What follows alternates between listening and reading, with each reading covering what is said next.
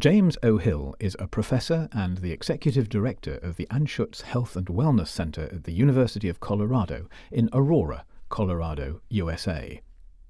He is the current director of the Center for Human Nutrition from the same institution. Professor Hill explains how obesity is related to energy intake and energy expenditure. Can you first explain what is the concept of energy balance? Energy balance is a complex adaptive system. We think of it oftentimes as energy in and energy out. But what we know is it's a regulated adaptive system. So yes, you need to balance energy that comes in with energy that goes out. But what we know is that all the components of energy balance are interrelated. So when you change one component, everything else changes. So if you change food intake, energy expenditure changes, energy stores change, lots of other things. People think of energy balance as you have to consider both food intake and physical activity. That's only part of it. The system is so interactive that it really doesn't make sense to study one component independent of the other components. What could you tell us about the current progress in research on energy balance and what's needed to further our understanding? Well, we know, first of all, that when you are concerned about body weight, you can't simply focus on one or another component of energy balance. So asking the question of whether obesity is due more to food intake or physical activity means that you don't understand the concept of energy balance. It's a question that makes no sense. You can't consider intake without expenditure. And so one of the things that we know is that to really understand body weight regulation, you can't focus on one component. You can't just study intake, or you can't just study physical activity. The other thing we know is that when you change one thing, for example, we add exercise to someone who's sedentary, the system changes, but then reestablishes itself at another level. So you can't just look at short term. So you have to look at how the body reachieves energy balance. And so in a way, obesity is an adaptation of the energy balance system. So if you're not physically active, most people have trouble eating sufficiently little to maintain energy balance at a low level. So if you're eating more than you expend, the system adapts. The way it adapts is you gain weight, which increases your energy expenditure to match your intake. So in a way, becoming obese is a way your energy balance system has adapted to the environment you're in. What would you recommend for a healthy energy balance? I think there really are three messages. And one is the way that energy balance is regulated, it's difficult, if not impossible, for most people to achieve energy balance at a healthy weight while being sedentary.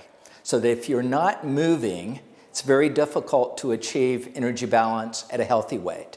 So most people who are sedentary have to become obese to achieve energy balance. So first of all, I think we have to increase physical activity in the population if we have any chance of reducing obesity rates. The second thing we know about energy balance is it's likely going to be easier to prevent weight gain than to treat obesity once it's present. Because once you've been obese, your body seems to adapt to that obese state. So when you look at people who have lost weight and keep it off, they have to struggle more to prevent weight gain than people who've never been obese. And from an understanding of energy balance, that makes a lot of sense. So I think our efforts really should be primarily on preventing weight gain rather than treating it. Yes, we need to get better at treating it, but in the population, I would put most of my resources on prevention.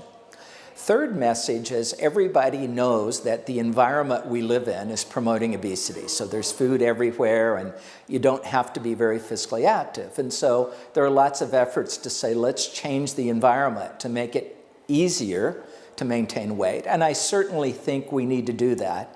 That's going to be hard and it's going to take some time. But if you look at the people who aren't overweight. Most of them in this environment, they're doing it with cognitive skills. In other words, they're consciously eating less than they would if they're not paying attention, and they're consciously moving more. So we wrote a paper a few years ago called Managing Your Weight from Instinct to Intellect. Generations ago, people just behaved normally, and because they had to be active and there wasn't a lot of food, everything was fine. In today's environment, you have to pay attention to manage your weight. And so I think we have to accept that, and I think we need to teach people those cognitive skills to do that. What do you think are the next steps in research? There are a lot of next steps in research. In prevention, I think we need to know how much physical activity it takes, what's the right combination of physical activity and diet. In treatment, I think we focus too much on weight loss when the real questions relate to weight loss maintenance. It doesn't matter that you're losing weight more or less on this diet or that diet. Right now, most people don't keep it off whatever diet they lose weight on. And so we've conceived of treating obesity as two steps: getting the weight off and keeping it off. The small changes approach to reducing energy intake and increasing physical activity has been proposed as a strategy to prevent weight gain in the general population. What's your opinion? Do you think small changes can influence or prevent weight gain? People can make very small changes and you can totally prevent excessive weight gain. That's a very feasible strategy. It's very difficult to lose weight and keep it off. It takes big behavior changes, but to not gain weight, small changes really, really work. We need everybody involved in doing this, and we have to move forward with very effective public-private partnerships if we have any hope of doing this.